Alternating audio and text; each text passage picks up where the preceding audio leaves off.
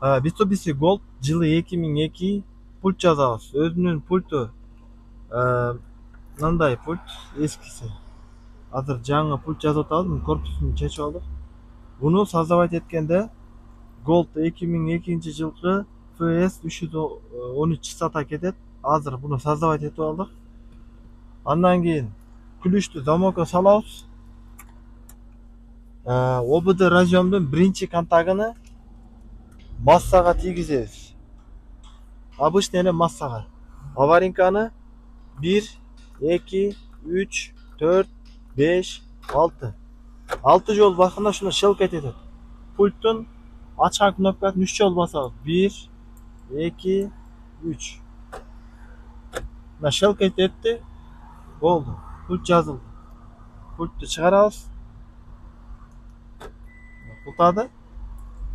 Ачты. Gold'га мына ушундай. Gold Lancer ушундай жазылды. Assalamu alaikum. Так, мынакей пульт бүттү. Мынакей пульт мен жүрөт как болот.